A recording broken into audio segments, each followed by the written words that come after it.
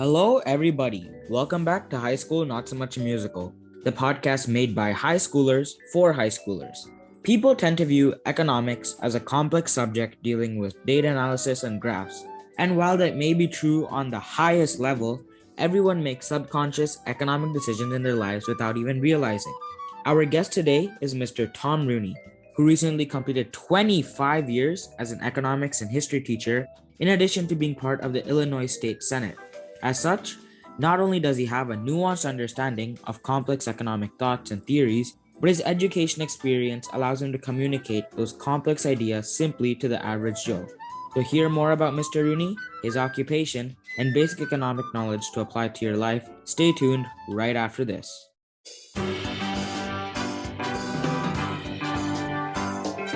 This is High School Not So Much a Musical, a podcast that takes you on a ride through the peaks and valleys of a high school journey. Here are your presenters, Nitin Jaladanki and Ayush Agarwal.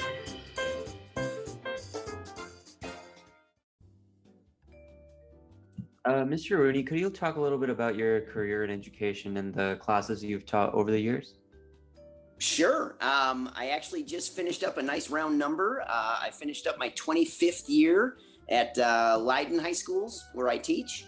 Over the course of those 25 years, I've taught econ every year for 24 of those. When I got to Leyden, I did not get the econ assignment, but I got it in my second year, and I've been doing it all the way along. Aside from that, I also taught all the different levels of U.S. history. We have regular, we have honors, we have AP. I'm the A-push guy right now and have been for, ever since the new test. So I guess that would be 2015. Before I taught A-push, I taught European history AP. And something I always thought was kind of funny, back with the old Euro test, they used to break questions down into categories. And in the category that contained economics, my Euro kids were always above the national average in that particular category. So apparently I've been sneaking econ even into classes that I teach that aren't econ ones. So I've had global studies and sociology too, but that's a pretty good summation of what I've done at my school. Okay, so I have a quick follow-up, and I found it interesting that you taught both AP Euro and A-Push, because I'm taking AP Euro now in my junior year. Ayush is taking AP World, and we both took A-Push in 10th grade. And I think that taking AP Econ in 9th grade was a really big help for us, because a lot of A-Push, like after the Great Depression, during the World War and stuff like that, it helped us understand how the war helped bring America out of economic crises, because there was increased government spending and stuff like that. I could talk about this for a really long time, but Ayush and I, having both taken AP and microeconomics, now have a better understanding of how our society functions and how people make decisions. So my general question to you is, why is economic knowledge such an important skill to have in today's world? I think that's one of the easier questions to answer, because the biggest reason is because people don't normally think economically. And a lot of the bigger mistakes come from that. One of my favorite expressions in class is, more than anything else, economics is a way of thinking. It's a quote I stole a long time ago from an economist. And a lot of the things people do just reflect that the economic way of thinking is different. Number one, a lot of people haven't learned it yet. And number two, even when people do learn it, as I say to my students, it is so easy to slide back into our old ways of thinking that you really have to stay on your toes to keep thinking economically. And I think a lot of things, if we would pay a little bit more attention to the economics of it, wouldn't be as difficult as they are today.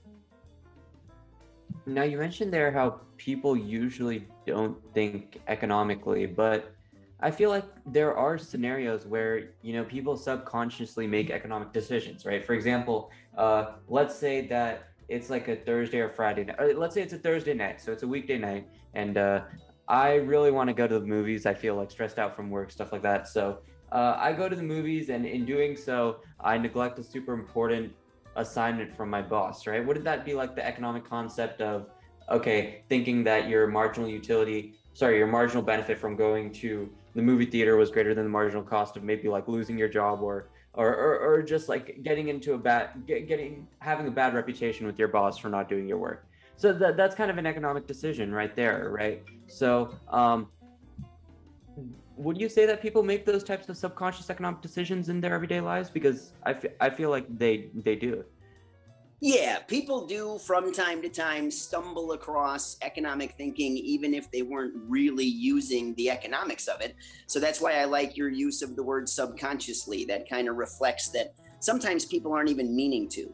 So, like, for example, I think people in general and students in particular, when they remember opportunity cost, when they remember to think about what they would give up if they did something, which is kind of related to the example you gave, that's actually economic thinking at work. So one of the more interesting ways that'll come up with me is, I'll have students in my global studies, I'll have students in APUSH with me. And, nobody gets along with every student, but I tend to get along pretty well with my students. And I pump econ in all my classes. We have a running joke saying, when you take the best class that Leyden has to offer, and it's kind of a running gag.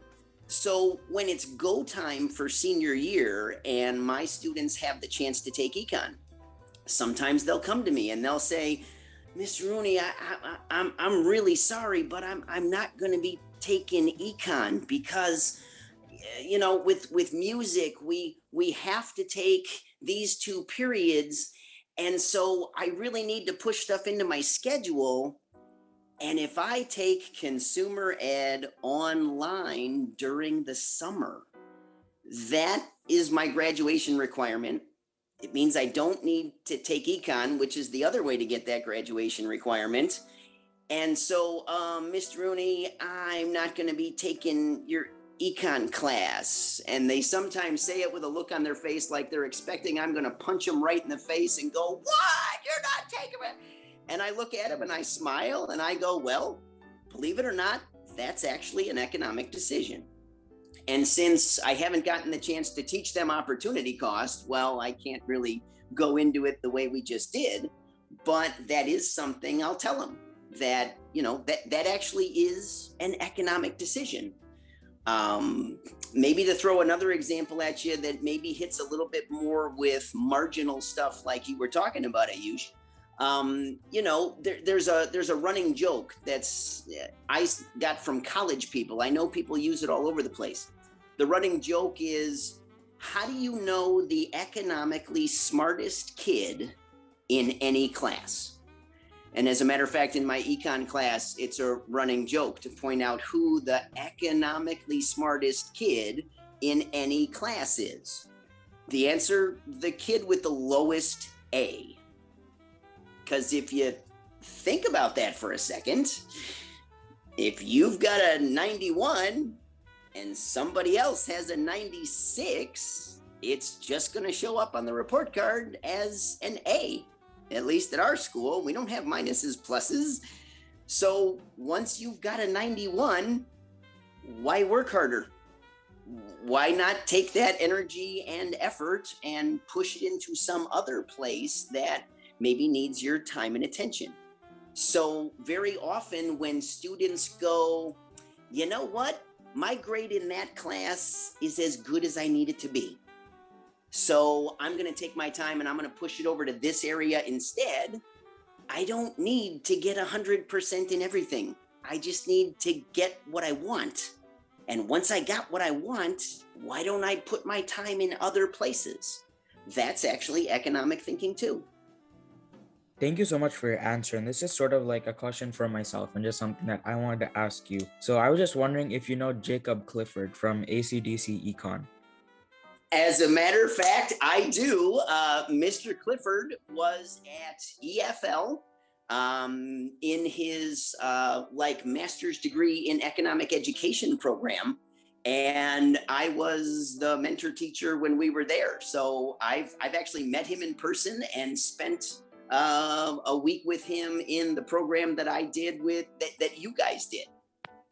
Okay, because the reason I asked was he has something called the Ultimate Review Packet, and Ayush and I both used that while studying for our APE contest, and we found that really useful. So that's just something that I wanted to ask you. But talking now about EFL, so Ayush met you because you were one of the instructors at EFL, and I had Debbie Henney as my economics instructor, which for the audience and everybody listening was an economic summer camp that both Ayush and I got into. EFL stands for Economics for Leaders. So we would spend quite a bit of time learning about economic concepts and how it helps us in the world, and also improving our leadership skills. So could you please talk about some of the economics-based games we played at EFL and how you think they taught students about real-world economic scenarios? Sure. I think my best go-to example that would hit the question you're asking there about how it shows about the real world is the game that we played in EFL about the orange market. There were actually two. There was the orange market we had early in the week, and then we did a variation on it toward the end.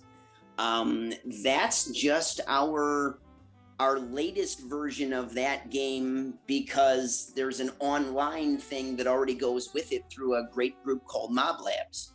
But I've been doing this long enough. I did my EFL as a teacher back in 1999.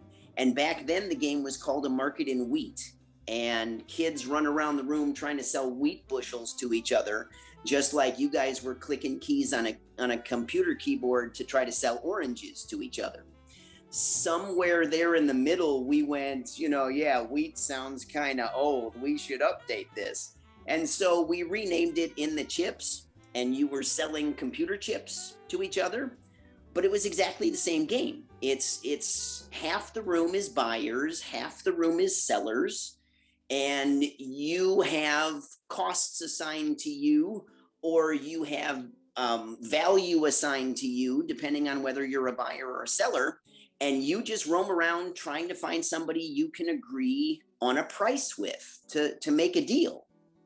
And I think that's really one of the best things that we do to show people how things work in the real world. Because at the end of that game, one of the biggest points in the whole thing is that you ask people, so who determined the prices? Who set the price of oranges in the orange game? Who set the price of the computer chips? Who set the price of the wheat? And the answer is you did, completely freely, just by making arrangements with some person on the other side of the buying and selling arrangement. And one of the reasons I think that's so important is because in our global studies class, which is a class for freshmen, I have questions that I ask them on the very first day of the econ unit. And one of them is, who sets prices? And the number one answer they give is the government. And that's just not so. The second most popular answer they give me is, well, the businesses do. And that's a pretty common way of thinking, we're at the mercy of the companies and whatever else. The orange game shows you prices are set by interactions between buyers and sellers in the market. And another super important thing it shows you about the real world is at the end, we ask, okay, so when you sold an orange in the market, or when you bought an orange in the market, who won, you or the other guy? And the answer is you both did. The way I've always phrased that in my global studies class, I'll say to the kids something like, when you buy a Nintendo Switch from Walmart, who wins, you or Walmart? And almost all of them groan and go, Walmart did, because they don't want to have paid the price that they paid. But when we point out, when you buy a Nintendo Switch from Walmart, you both won, because you thought the Switch was worth more than the money you paid, otherwise you wouldn't have bought it. And they thought the money was worth more than the Switch, otherwise they wouldn't have sold it. And so then we get into, so Walmart did win, but they didn't beat you. They beat Target, they beat Best Buy, they beat the other people who are trying to sell Switches, because you bought from Walmart. And well, yeah, you won, But you didn't beat Walmart. You beat the other people who also want to switch and are just kind of sitting back waiting for the price to go down, right? No, they're always doing, well, when it gets cheaper, I'll buy it. Well, they're going to wait longer than you because you have one and they don't. So that's the only way in which you won. Prices are set by free interactions between buyers and sellers. And that's the beautiful thing about the market.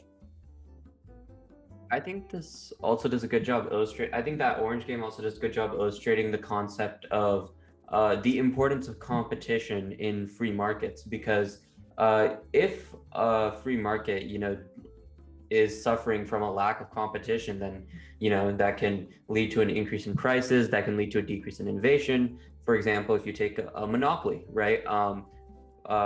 In our local area, a couple of years ago, PG&E, which is like the Pacific Gas and Electric Company, they started decreasing the quality of their products, and their products actually started becoming more dangerous, starting wildfires across the state of California, because they were a monopoly. They didn't have any competition, so they didn't have to put as much work into maintaining their products. They didn't have to put as much work into providing the same high quality product that they would have needed to, versus if there was 10 PG&Es across the Bay Area and they were all different companies, then now guess what? They have to provide a high quality product to compete with each other and try to win the consumer's heart out, that sounded kind of weird, but like essentially try to win the consumer and make the consumer pick them. And I think another example is what's that company called? Oh yeah, Comcast, right? So I'm sure everyone has complained about Comcast at some point in their life, but the Comcast has absolutely horrendous customer service, and the reason they can get away with that is because at least in the Bay Area, they're pretty much a monopoly here. Like 9 out of 10 people have Comcast as their home internet provider. So Comcast can pretty much get away with bad customer service, and people will pick them regardless, because even though they have bad customer service, their product is pretty good. Like their internet is relatively fast compared to other Bay Area providers. So I was wondering if you could talk a little bit about what you think is the importance of competition in the market, what policies the governments can use to kind of maximize competition, and how a lack of competition can increase prices, stifle innovation, etc. Well, Ayush, the fundamental point you're making is exactly right, that competition is such an important part of the way a market functions properly, that when you don't have enough of it or it's not structured correctly, you could even apply one of the economic terms, market failure, to it. And this is one of the questions on kind of like the SAT of economics that is out there for lots of teachers across the country. It's called the test of economic literacy. I use it as the pre-test and the post-test in my class. And one of the questions says, which of the following is most important for an economy to function well, or for a market to function well, something along those lines. The correct answer is active competition in the marketplace. And on the pretest, most people don't know that answer, because I think you're right. It's something people don't often recognize enough of. The one thing I would point out, though, is if we talk about something like an electric company like PG&E, and cable is not exactly the same, but it's often in the same boat. Standard economics does talk about something called a natural monopoly. And in the case of a natural monopoly, the solution isn't really to provide more competition. The solution is either called price regulation or profit regulation. Because in standard economic theory, these things called natural monopolies, they happen when something called economies of scale to provide service to huge amounts of people. Imagine if there were, let's even just say 3 different companies who said, we will provide the transmission of electric service to your house. Well, they're not going to let each other use any of their poles or equipment or anything else. So if even with just three companies, you'd have three sets of power lines running everywhere, whereas now we only have one. It's just not cost efficient to have three sets of power lines running across a whole state. Another example of this that's often given is the other kinds of utilities, like water, like natural gas. You know, if there were three water companies and there had to be three water mains running up the middle of your street because you and the guy across the street from you wanted to get your service from company A, and so you have to tap into that one. But then your next door neighbor and the guy down the block want company B, so they have to patch into a whole nother. Well, that's just not cost efficient. So in the cases of natural monopolies, economic theory says you go for something called price regulation or profit regulation. Now, even electricity can have some competition in it, because what we're talking about is the wires, right, that get to your house, just the guts of the system. Well, in the economic biz, that's called transmission, where we have started to open up the idea that people can buy the actual electricity from other companies. The company that owns the lines gets to control the transmission, but now you have 6 or 7 different choices for who's providing the electricity that's flowing through the lines. We did that in my town when I was mayor of it, and we were able to negotiate with a company that would give us green energy and even cheaper than some of the other companies involved who were bidding to get our business too. And that's the effect of competition, getting better quality stuff at cheaper prices because they know to get the contract, that's what they have to offer customers. So does that kind of get at what you were talking about? Yeah, I think it makes sense that obviously for natural monopolies, it's very difficult, right? Because with things like PG&E, it's like the amount of infrastructure necessary for somebody to provide gas and electricity to millions, if not like tens of millions of homes across the Bay Area. Like that just makes it easy for PG&E to kind of dominate the market. But yeah, I think the other examples of monopolies you gave were great, and it really illustrated the point about the importance of competition well. So I think Nathan will ask the next question. Well, if you don't mind me adding on, I think an important thing for everybody to remember is most of the things we want to buy are not what we were just talking about with the natural monopolies. Most things are not run on those kinds of economies of scale, as they call them. And so for most things, your point originally was absolutely on the money. We have got to have active competition to make the market work properly. Right, that makes sense. Yeah, because for like small consumer goods, like those are very easy to produce at a large scale compared to some of the other examples we gave. So I want to kind of move us to a different topic now, and just for everybody listening, we'll give you an inside scoop on how we actually run High School Not So Much a Musical. So we initially meet with the guest speakers, and then after that, we develop a list of 1 to 3 questions, just so we can have a starting point. And the first question that I used to ask was asking Mr. Rooney about his career and education and stuff like that. But then since then, it's just been follow-up question after follow-up question showing how we develop an organic conversation. So when we're developing these questions for our guest speakers, one thing that we came across specifically for Mr. Rooney, and I found it really cool, was that he was a former member of the Illinois Senate, and he served as a mayor for Rolling Meadows and a member of the Rolling Meadows City Council. So Mr. Rooney, could you just expand a little bit about that and tell our listeners about what your job was, what you actively did as a former member of the Illinois Senate? Sure, I'd be happy to. I guess I would say to start with, one of the things in our area, which is true today in many areas, is that the mayor of your town is very likely to be a part-time person.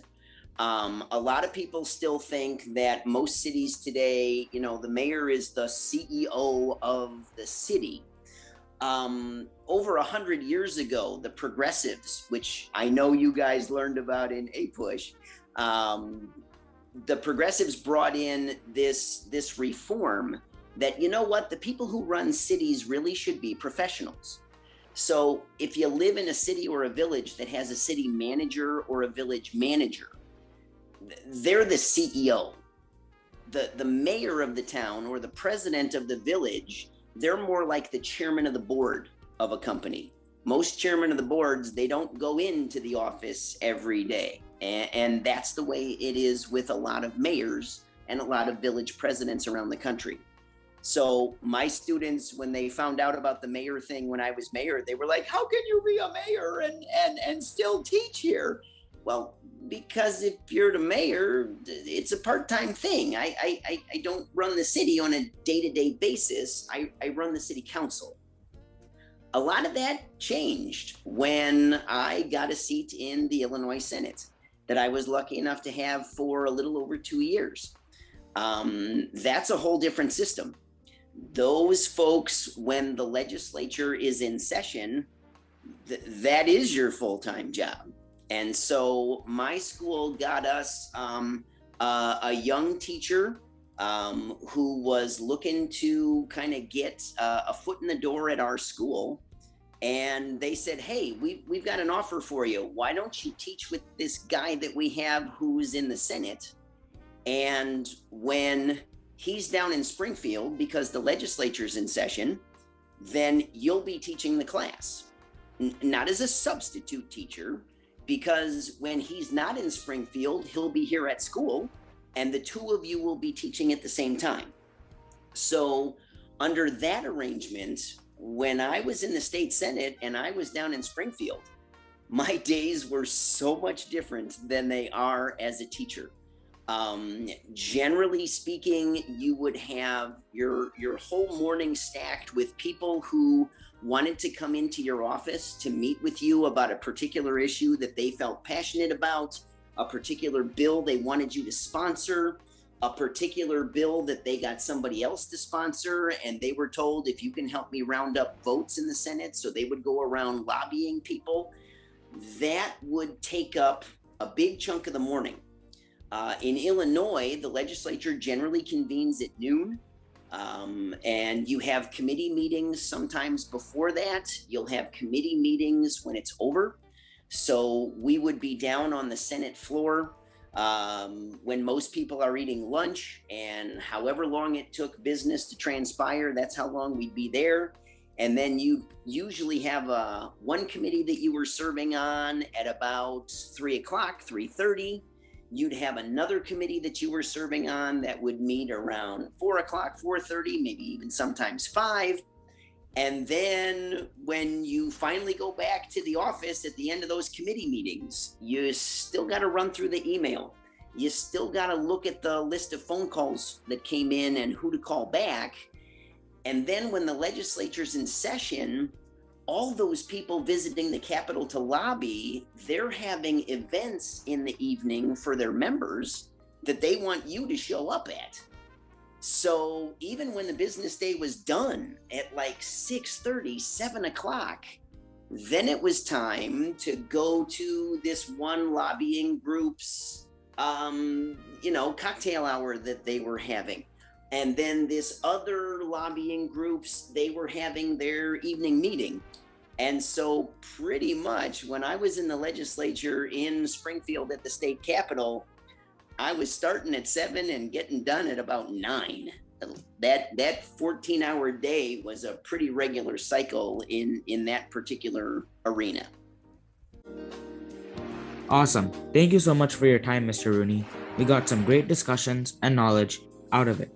Just to sum it up for our listeners, competition in the market is the utmost priority which government should focus on promoting and which the foundations of capitalism is based on. While the capitalistic economy system does have its flaws, it's so far proven to be the most successful as it has empirically lifted hundreds of millions, if not billions, out of poverty. To our listeners, Make sure you subscribe to our channel at High School Not So Much a Musical and follow us on Apple Podcasts, Spotify, or wherever you're listening to this episode. Watch out for future episodes where we speak with Steve Heimler, a history god who's probably saved you in your AP World, AP US History, or AP Government classes, and two TikToking twins who promote STEM and youth advocacy. Thank you so much for joining us on this episode of High School Not So Much a Musical, and a big thank you to Miss Juliana once again. That's our show for today. Now roll the credits. High School Not So Much a Musical is hosted by Ayush Agarwal and Nitin Jaladanki.